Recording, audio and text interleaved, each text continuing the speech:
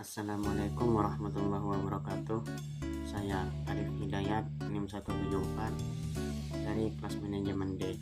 Di sini saya akan menjelaskan sedikit tentang kepemimpinan Sunan Gunung Jati. Sunan Gunung Jati adalah salah satu seorang tokoh utama Wali Songo yang berhasil menjadi pemimpin politik serta pemimpin spiritual yang tetap menjunjung nilai-nilai etika keislaman serta kearifan budaya lokal, yang mana ia lahir di daerah atau di kota Mekah pada tahun 1448. Kepemimpinan Sunan Gunung Jati mengusung konsep Tauhidullah atau syiar Islam, dan pada masa kepemimpinannya berlangsungan dengan budaya lokal dan budaya dari agama lama yang sangat kental dengan masyarakat. Sunan Gunung Jati merupakan pemimpin yang transenden dan mengimanen. Di tangannya terdapat dua perpaduan, yaitu antara kekuasaan politik dan kekuasaan spiritual. Perpaduan antara kedua hal tersebut, yaitu kekuasaan politik di satu sisi dan kekuasaan spiritual di sisi lain, tidak hanya memberikan kemampuan untuk mengontrol hal-hal yang berkaitan dengan masalah ritual dan upacara-upacara keagamaan, tapi juga mampu mengontrol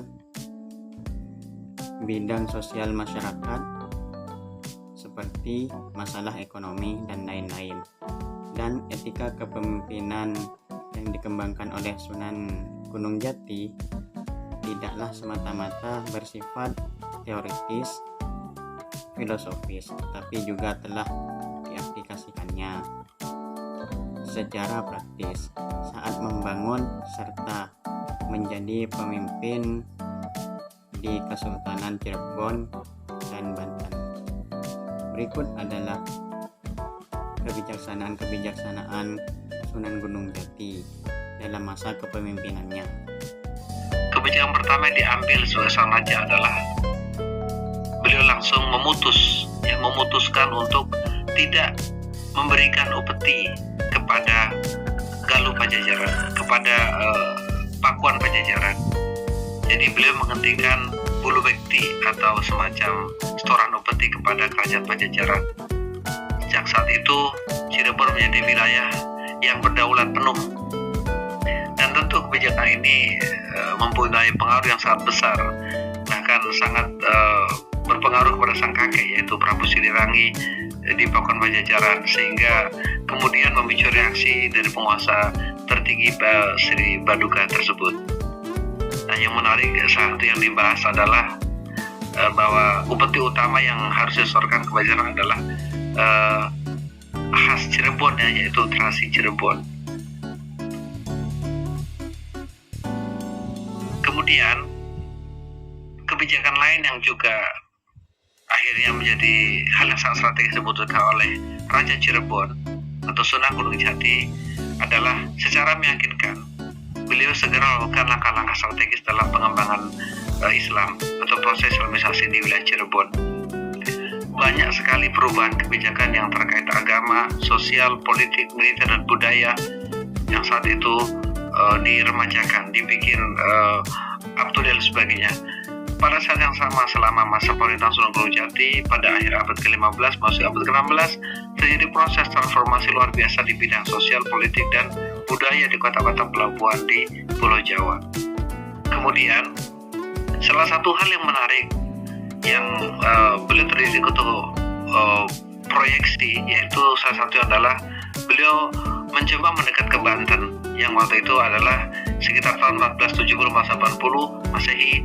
Beliau menikahi adik dari Bupati Banten, yaitu Nyai Kawunganten. Dari pernikahan tersebut lahir Ratu Wulung Ayu dan Maulana Hasanuddin.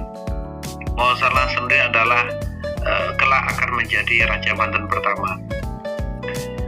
Banten dalam kepemimpinan Hasanuddin dan juga dalam kepemimpinan Sunan Gunung Jati sempat bahkan 3 kali tercatat mencoba menyerang kepada Pakuan Pajajaran, sehingga secara signifikan mengganggu ketenangan kerajaan yang paling mapan di tanah Pasundan tersebut.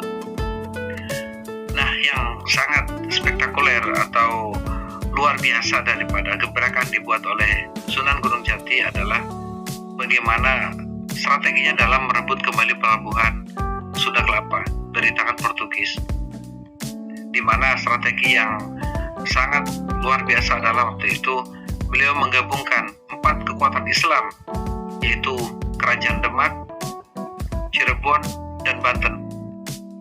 Bahkan beliau mengakses Samudra Pasai karena pemimpin daripada gerakan untuk mengambil alih Sunda Kelapa ini dipimpin bahkan oleh Valitehan yang berasal dari Samudra Pasai.